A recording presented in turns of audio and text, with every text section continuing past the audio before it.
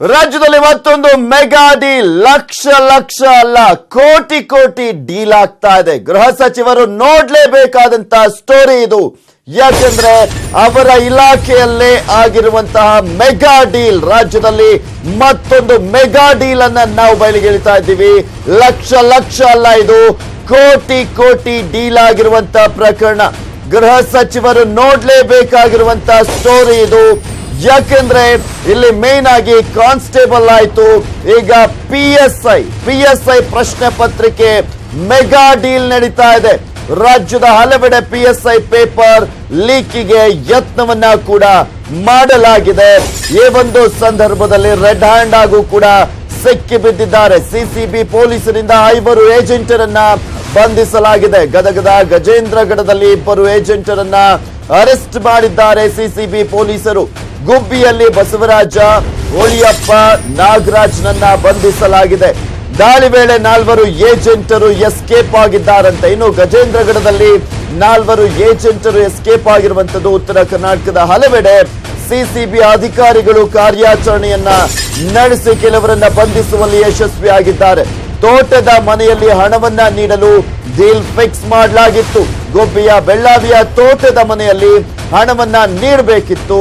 ಸಿಸಿಬಿಯಿಂದ 10 ಮಂದಿ ಅಭ್ಯರ್ಥಿಗಳನ್ನ ಬಂಧಿಸಲಾಗಿದೆ. ಏಜೆಂಟರುಗಳ ಜೊತೆಗೆ 10 ಮಂದಿ ಅಭ್ಯರ್ಥಿಗಳನ್ನ ಕೂಡ ಸಿಸಿಬಿ ಪೊಲೀಸರು ಬಂಧಿಸಿದ್ದಾರೆ. ಪಾಪ ಕಷ್ಟಪಟ್ಟು ಓದ್ಕೊಂಡು PSI ಎಕ್ಸಾಮ್ ಅನ್ನ ಪಾಸ್ ಮಾಡಬೇಕು ಅನ್ನುವ ಕನಸನ್ನ ಹೊತ್ತಿರ್ತಾರೆ ಸಾವಿರಾರು ಜನ ವಿದ್ಯಾರ್ಥಿಗಳು, ಅಂದ್ರೆ ಅಭ್ಯರ್ಥಿಗಳು. ಆದ್ರೆ ಇಲ್ಲಿ ಕೋಟಿ ಕೋಟಿ ಹಣಕ್ಕೆ ಡೀಲ್ ಆಗ್ತಾ ಇದೆ ಪ್ರಶ್ನೆ ಪತ್ರಿಕೆಗಳು. ಇಲ್ಲಿ ಈ ಒಂದು ವಿಚಾರ ಅಂದ್ರೆ ಗೊತ್ತಿದ್ದಂತ ಹಿನ್ನೆಲೆಯಲ್ಲಿ ಸಿಸಿಬಿ ಅಧಿಕಾರಿಗಳು ಆ ಒಂದು ಕಾರ್ಯಾಚರಣೆಯನ್ನ ನಡೆಸಿ ಇಲ್ಲಿ 5 ಏಜೆಂಟರುಗಳು ಮತ್ತು ಒಂದ್ ಕಡೆ 10 ಜನ ಅಭ್ಯರ್ಥಿಗಳನ್ನ ಬಂಧಿಸುವಲ್ಲಿ ಯಶಸ್ವಿಯಾಗಿದ್ದಾರೆ. ಈ ಕುರಿತಂತೆ ಹೆಚ್ಚಿನ ಡೀಟೇಲ್ಸ್ ಅನ್ನ ನೀಡ್ತಾರೆ ನಮ್ಮ ಪ್ರತಿನಿಧಿ ಮುನಿರಾಜು, ದೂರವಾಣಿ ಸಂಪರ್ಕದಲ್ಲಿದ್ದಾರೆ. ಎಸ್ ಮುನಿರಾಜು, ಇಲ್ಲಿ ಯಾವ ರೀತಿಯಾಗಿ ಲೀಕ್ ಆಗ್ತಾ ಇದ್ದಂತ ಒಂದು ಪೇಪರ್ ಅನ್ನ ಅಂದ್ರೆ ಲೀಕ್ ಮಾಡ್ತಿದ್ದಂತ ಏಜೆಂಟರುಗಳು ಮತ್ತು ಒಂದ್ ಕಡೆ ಅಭ್ಯರ್ಥಿಗಳನ್ನ ಬಂಧಿಸುವಲ್ಲಿ ಯಶಸ್ವಿಯಾಗಿದ್ದಾರೆ ಸಿಸಿಬಿ ಅಧಿಕಾರಿಗಳು? ಪೃಥ್ವಿರಾಜ್, ಏನು ಇವತ್ತು ಒಂದು ರಾಜ್ಯಾದ್ಯಂತ ಸಬ್ ಇನ್ಸ್ಪೆಕ್ಟರ್ ಪರೀಕ್ಷೆ ನಡೀತಾ ಇತ್ತು. ಈ ವೇಳೆ ಕೆಲವು ಏಜೆಂಟ್ಗಳು ಪೇಪರ್ ಅನ್ನ ಲೀಕ್ ಮಾಡುವಂತೆ ಸಂಚು ರೂಪಿಸಿದ ಒಂದು ಸಂಖ್ಯೆ ಪೊಲೀಸರಿಗೆ ಸಿಕ್ಕಿತ್ತು. ಅದ್ರ ಮೇಲೆ ಕೂಡಲೇ ಸಿಸಿಬಿ ಪೊಲೀಸರು ಕಾರ್ಯಪ್ರವೃತ್ತರಾಗಿ ಆ ಏಜೆಂಟ್ಗಳನ್ನ ಬಂಧಿಸಿದ್ದಾರೆ. ಏನು ಪೇಪರ್ ಲೀಕ್ ಮಾಡಬೇಕು ಅನ್ನೋ ಒಂದು ಪ್ಲಾನ್ ಮಾಡೋ ಮೊದಲೇ ಅವರನ್ನ ಬಂಧಿಸಿ ಈಗ ಸುಮಾರು 5 ಜನ ಏಜೆಂಟ್ಗಳು ಮತ್ತೆ 10 ಜನ ಅಭ್ಯರ್ಥಿಗಳನ್ನು ಸಹ ಈಗಾಗಲೇ ಅರೆಸ್ಟ್ ಮಾಡಿ ತಮ್ಮ ವಶಕ್ಕೆ ಪಡ್ಕೊಂಡಿದ್ದಾರೆ. ಏನು ಬೆಂಗಳೂರು ಸೇರಿದಂತೆ ಬೇರೆ ಬೇರೆ ಕಡೆಗಳಲ್ಲಿ ಈ ಏಜೆಂಟ್ಗಳು ಪೇಪರ್ ಅನ್ನ ಲೀಕ್ ಮಾಡ್ತೀವಿ, ನಮ್ಗೆ ದುಡ್ಡು ಕೊಡಬೇಕು ಅಂತ ಹೇಳಿ ಕೆಲವು ಅಭ್ಯರ್ಥಿಗಳನ್ನ ಸಂಪರ್ಕ ಮಾಡಿರ್ತಾರೆ. ಈ ಸಂದರ್ಭದಲ್ಲಿ ಸಿಸಿಬಿ ಪೊಲೀಸರಿಗೂ ಸಹ ಒಂದು ಖಚಿತ ಮಾಹಿತಿ ಬರುತ್ತೆ. ಈ ರೀತಿ ಒಬ್ಬೊಬ್ಬ ಅಭ್ಯರ್ಥಿ ಹತ್ರ ಇಲ್ಲಿ ಪೃಥ್ವಿರಾಜ್, ಈಗ ಒಬ್ಬೊಬ್ಬ ಅಭ್ಯರ್ಥಿಯಿಂದ ಸುಮಾರು 10 ರಿಂದ 15 ಲಕ್ಷ ರೂಪಾಯಿ ತನಕ ಡಿಮ್ಯಾಂಡ್ ಮಾಡಿರ್ತಾರೆ. ಯಾಕಂದ್ರೆ ಪೇಪರ್ ಕೊಟ್ಟರೆ ನಿಮ್ಗೆ ಎಲ್ಲರಿಗೂ ಅನುಕೂಲ ಆಗುತ್ತೆ ಅಂತ ಹೇಳಿ ಅವರಿಂದ 10 ರಿಂದ 15 ಲಕ್ಷಕ್ಕೆ ಡಿಮ್ಯಾಂಡ್ ಮಾಡಿರ್ತಾರೆ. ಆದ್ರಿಂದ ಎಲ್ಲರ ಬಳಿ ಸಹ ಒಂದು ಹಣವನ್ನ ಒಂದು ಶೇಖರಣೆ ಮಾಡಿ ಒಂದು ಪೇಪರ್ ಕೊಡ್ತೀವಿ ಅಂತ ಹೇಳಿ ಅವರು ಆಫರ್ ಅನ್ನು ಕೊಟ್ಟಿದ್ರು. ಆದ್ರೆ ಈ ಒಂದು ಮಾಹಿತಿ ಸಿಸಿಬಿ ಪೊಲೀಸರಿಗೆ ನಿನ್ನೆಯೇ ಗೊತ್ತಾಗಿರೋದ್ರಿಂದ ಅವರು ಏಕಾಏಕಿ ರಾಜ್ಯದ ಬೇರೆ ಬೇರೆ ಕಡೆಗಳಲ್ಲಿ ಒಂದು ದಾಳಿ ಮಾಡಿ ಈಗ ಏಜೆಂಟ್ಗಳನ್ನು ಸಹ ಬಂಧಿಸಿದ್ದಾರೆ. ಮತ್ತೆ ಇನ್ನು ಕೆಲವು ಏಜೆಂಟ್ಗಳನ್ನು ಅಭ್ಯರ್ಥಿಗಳನ್ನ ಕ್ರೋಢೀಕರಣ ಮಾಡಬೇಕಾದ್ರೆ ಇವರು ಏಜೆಂಟ್ರುಗಳಿಗೆ ಹೇಗೆ ಸಿಗ್ತಾ ಇತ್ತಂತೆ ಪೇಪರ್ ಅಂತ? ಯಾಕೆಂದ್ರೆ ಒಂದು ಟ್ರೈನ್ ಅಲ್ಲಿ ಸಾಗಿಸುವಂತ ಸಂದರ್ಭ, ಇಲ್ಲಾಂದ್ರೆ ಕಾಲೇಜಿಗೆ ಹೋಗುವಂತ ಸಂದರ್ಭದಲ್ಲಿ ಸಿಗ್ಬೇಕು. ಇವ್ರು ಯಾವ ರೀತಿಯಾಗಿ ಪೇಪರ್ ಅನ್ನ ಡೀಲ್ ಮಾಡ್ತಾ ಇದ್ರಂತೆ ಹಾಗಾದ್ರೆ? ಪೃಥ್ವಿರಾಜ್, ಈ ಬಗ್ಗೆ ಇನ್ನೂ ಸಿಸಿಬಿ ಪೊಲೀಸರು ತನಿಖೆಗೆ ಮುಂದಾಗಿದ್ದಾರೆ. ಯಾಕಂದ್ರೆ ಇದೇ ಮೊದಲು PUC ಪ್ರಶ್ನೆ ಪತ್ರಿಕೆ ಲೀಕ್ ಆಗಿತ್ತು, ಆನಂತರ ಪೊಲೀಸ್ ಪ್ರಶ್ನೆ ಪತ್ರಿಕೆ ಲೀಕ್ ಆಗಿತ್ತು. ಆದ್ರೆ ಪದೇ ಈ ರೀತಿಯಾಗಿ ಪೇಪರ್ ಲೀಕ್ ಆಗ್ತಿರೋದ್ರಿಂದ ಸಿಸಿಬಿ ಪೊಲೀಸರು ಸಹ ಇದು ಯಾವ ಮೂಲದಿಂದ ಲೀಕ್ ಆಗ್ತಿದೆ ಅನ್ನೋದ್ರ ಬಗ್ಗೆ ತನಿಖೆಯನ್ನ ಇನ್ನೂ ಸಹ ಮಾಡ್ತಿದ್ದಾರೆ. ಆದ್ರೆ ಸ್ಪಷ್ಟವಾಗಿ ಅದು ಯಾರು ಲೀಕ್ ಮಾಡ್ತಿದ್ದಾರೆ ಮತ್ತೆ ಯಾವ ಇಲಾಖೆಯಿಂದ ಇದು ಹೊರಗಡೆ ಬರ್ತಿದೆ ಅಥವಾ ದಾರಿ ಮಧ್ಯೆ ಹೊರಗಡೆ ಬರ್ತಿದೆ ಅನ್ನೋದ್ರ ಬಗ್ಗೆ ಸಹ ಇನ್ನೂ ಸ್ಪಷ್ಟವಾಗಿ ಅಧಿಕಾರಿಗಳಿಗೂ ಸಹ ಸಿಕ್ಕಿಲ್ಲ. ಆದ್ರಿಂದ ಈ ಆರೋಪಿಗಳನ್ನ ಬಂಧಿಸಿ ಏಜೆಂಟ್ಗಳನ್ನ ಅದ್ರ ಮೂಲ ಯಾವುದು ಅನ್ನೋದ್ರ ಬಗ್ಗೆ ಹುಡುಕಾಟವನ್ನು ಸಹ ನಡೆಸಿದ್ದಾರೆ. ಪೃಥ್ವಿರಾಜ್, ಓಕೆ ಮುನಿರಾಜು, ಹಾಗೆ ಸಂಪರ್ಕದಲ್ಲಿರಿ. ಎಸ್, ಮತ್ತೊಂದು ಬ್ರೇಕಿಂಗ್ ನ್ಯೂಸ್ ಅನ್ನ ತೋರಿಸ್ತಾ ಇದೀವಿ ನಿಮ್ಗೆ. PSI ಪ್ರಶ್ನೆ ಪತ್ರಿಕೆ ಸೋರಿಕೆ ಮಾಡಿಸಿದ್ದು ಶಿವಕುಮಾರ ಅನ್ನುವ ಪ್ರಶ್ನೆ ಪತ್ರಿಕೆ ಲೀಕ್ ಮಾಡಿಸ್ತೀನಿ ಅಂತ ಸವಾಲನ್ನ ಹಾಕಿದ್ರಂತೆ. ಶಿವಕುಮಾರ್ ಕಾನ್ಸ್ಟೇಬಲ್ ಪೇಪರ್ ಅನ್ನ ಲೀಕ್ ಮಾಡಿದ್ದು ಕೂಡ ಇದೇ ಶಿವಕುಮಾರ್. ಈಗ ಕಾನ್ಸ್ಟೇಬಲ್ ಆಯ್ತು, PSI ಪೇಪರ್ ಅನ್ನ ಕೂಡ ಲೀಕ್ ಮಾಡಿಸಿದ್ದಾನೆ ಅಂತ ಹೇಳಲಾಗ್ತಾ ಇದೆ. PSI ಪ್ರಶ್ನೆ ಪತ್ರಿಕೆ ಸೋರಿಕೆಯ ಹಿಂದೆ ಶಿವಕುಮಾರ್ ಕೈವಾಡ ಇದೆ ಅಂತ ಹೇಳಲಾಗ್ತಾ ಇದೆ.